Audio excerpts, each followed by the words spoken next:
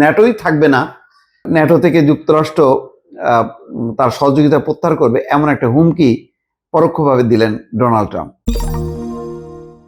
ট্রাম্পের আহ্বানে ইউরোপের নেতারা সাড়া তো দেয়নি, বরং এখন তারা যে সমস্ত কথাবার্তা বলছে তা রীতিমতো ট্রাম্পের জন্য অত্যন্ত অপমানজনক।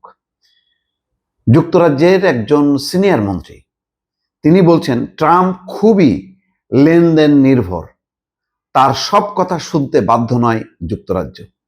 বুঝতে পারছেন, এক সময় এমন ছিল যে যুক্তরাষ্ট্র যদি বলতো যে দিনের বেলায় যদি বলতো না এখন রাত, যুক্তরাজ্য বলতো রাত। রাতের বেলায় যদি বলতো যে এখন দিন, যুক্তরাজ্য বলতো হ্যাঁ দিন। এমন সমর্থক ছিল। এই জন্য ট্রাম্প এবার খুবই আহত হয়েছে যে ঐতিহ্যগতভাবে লম্বা সময় ধরে যারা যুক্তরাজ্য কোনো বিনা বাক্য ব্যয়, কোনো রকম প্রশ্ন ছাড়াই নিঃশর্ত যেখানে সমর্থন পেত যুক্তরাষ্ট্র, এখন যুক্তরাজ্যের ভিন্ন চেহারা দেখছে যুক্তরাষ্ট্র, যেটা তার কল্পনার বাইরে ছিল। এই জন্য সাংঘাতিক রকম আহত। কিছুদিন আগে বলছিল যে যুক্তরাজ্য সাহায্য করতে চায়, কিন্তু এখন আর সেটার দরকার নেই, অভিমান। কিন্তু আসলে যুক্তরাজ্য কখনো বলেছে যে তাদের বিমান ঘাঁটি তারা ব্যবহার করতে দেবে না, আবার কখনো বলছে যে ব্যবহার করতে পারে। তো মনোভাব পরিষ্কার। যেমন এই যুদ্ধ শুরু হবার পর ইউরোপের কোনো নেতা ট্রাম্পকে ফোন করে খুব ভালো কাজ হচ্ছে, অসাধারণ কাজ হচ্ছে, এটা কিন্তু বলেনি। এটা ঠিক, তারা ইরানকেও দেখতে পারে না, কিন্তু দেখতে পারে না বলে যুদ্ধ চাপাই দেয়া আর এই ধরনের একতরফা যুদ্ধ, যেটা ইসরায়েল মানে গাজায় গণহত্যার পর ইরানেও এই যুদ্ধ সাপোর্ট করবে, ইসরায়েল যেখানে সঙ্গী ইসরায়েল, এইটা পশ্চিমারা কোনোভাবেই অ্যাকসেপ্ট তারা করে না।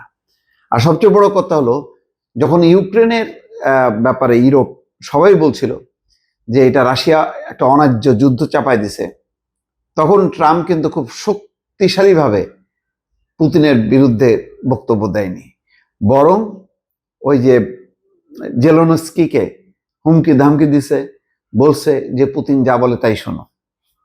এখন যুক্তরাষ্ট্র বেকায়দায় পড়ছে, ইসরায়েলের ফাঁদে পা দিয়ে সে যুদ্ধে জড়ায় গেছে। এখন হরমুজ প্রণালী পর্যন্ত মুক্ত করতে পারছে না। ইরান তো দূরের কথা, হরমুজ প্রণালী দিয়ে জাহাজ চলাচল করবে, সেই জাহাজ চলাচলে পশ্চিমা জাহাজগুলোর উপর নিষেধাজ্ঞা দিয়েছে। এখন বলছে যে হরমুজ প্রণালী মুক্ত করার জন্য যাতে পশ্চিমারা তাদের যুদ্ধ জাহাজ পাঠায়, কিন্তু কেউ পাঠাচ্ছে না।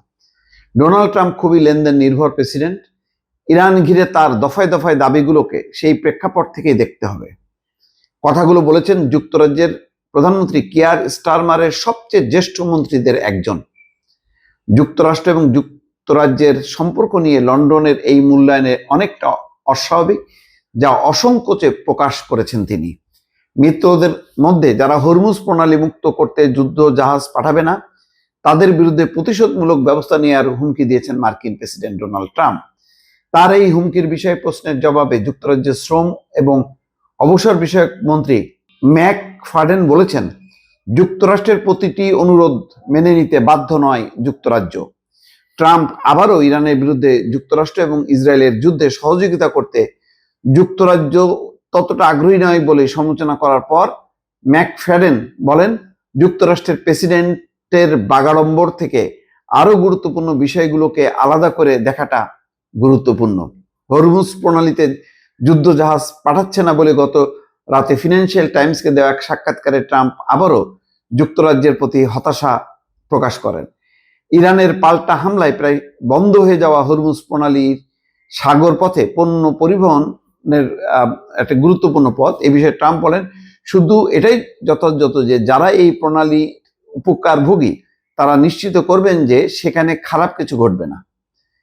এখানে যে কোনো সাড়া না থাকে বা সাড়াটা নেতিবাচক হয়, তাহলে আমি মনে করি এটা ন্যাটোর ভবিষ্যতের জন্য খুবই খারাপ হবে। অর্থাৎ ন্যাটোই থাকবে না, ন্যাটো থেকে যুক্তরাষ্ট্র তার সহযোগিতা প্রত্যাহার করবে, এমন একটা হুমকি পরোক্ষভাবে দিলেন ডোনাল্ড ট্রাম্প। তো মার্কিন প্রেসিডেন্টের চাহিদা মতো ন্যাটোর সদস্য দেশগুলো পদক্ষেপ না নিলে ট্রাম্প কি এই জোটকে সহায়তা দেওয়া কমাতে পারে? এই প্রশ্নের জবাবে ব্রিটিশ মন্ত্রী ম্যাকফ্যাডেন স্কাই নিউজকে বলেন, এটা প্রেসিডেন্টের বিষয়, আপনি যে বক্তব্য উদ্ধৃত করলেন সেটা তার চরিত্রকে খুব ভালোভাবে প্রকাশ করেছে। এখানেও কিন্তু খোঁচা মারলেন তিনি। ম্যাকফ্যাডেন বলেন, এটা খুবই লেনদেন নির্ভর প্রেসিডেন্সি এবং আমাদের কাজ হলো এর মধ্য দিয়ে এগিয়ে চলা। আমাদের সব সময় মনে রাখতে হবে যে যুক্তরাষ্ট্র এবং যুক্তরাজ্যের মধ্যকার বন্ধুত্ব খুবই গভীর, এটা খুবই ভালো একটা সম্পর্ক। অর্থাৎ আজকে ট্রাম্পের কারণে সম্পর্কটা ক্ষতিগ্রস্ত হচ্ছে, কিন্তু তার মানে এই না যুক্তরাষ্ট্রের সাথে যুক্তরাজ্যের সম্পর্ক খারাপ। তো এইটা এখন যুক্তরাজ্যের মন্ত্রীদেরও কথা শুনতে হচ্ছে ট্রাম্পকে। এটাই হচ্ছে এখনকার পরিণতি ডোনাল্ড ট্রাম্পের।